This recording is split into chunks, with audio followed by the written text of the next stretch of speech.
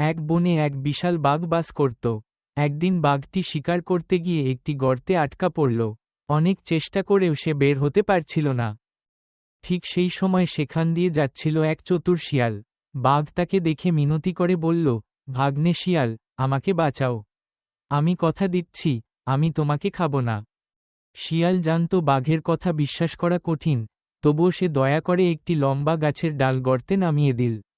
বাঘ সেই ডাল ধরে উপরে উঠে এল। কিন্তু উপরে উঠেই বাঘের সুর বদলে গেল। সে গর্জন করে বলল, আমি অনেকক্ষণ ক্ষুধার্ত, এখন আমি তোমাকেই খাব। শিয়াল ভয় না পেয়ে বুদ্ধি খাটিয়ে বলল, মামু, তুমি আমাকে খেতে পারো, কিন্তু তার আগে একটা বিচার হওয়া দরকার। তুমি যে এই গর্তে ছিলে, সেটা তো বিশ্বাসযোগ্য মনে হচ্ছে না। তুমি কিভাবে এর ভেতরে ছিলে, সেটা একবার দেখাও, তারপর তুমি আমাকে স্বচ্ছন্দে খেও। বাঘ ভাবল, ঠিকই তো, শিয়ালকে আমার শক্তি আর এই বিপদটা বুঝিয়ে দেওয়া দরকার। সে আবার লাফিয়ে গর্তের ভেতর ঢুকল।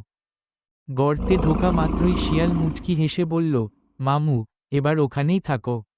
আমি চললাম। শিয়াল দ্রুত সেখান থেকে পালিয়ে নিজের প্রাণ বাঁচাল, আর বাঘ তার বোকামির জন্য গর্তেই বন্দী রইল। গল্পের শিক্ষা, বিপদে পড়ে যে কৃতজ্ঞতা ভুলে যায়, সে শেষ পর্যন্ত নিজেই বিপদে পড়ে।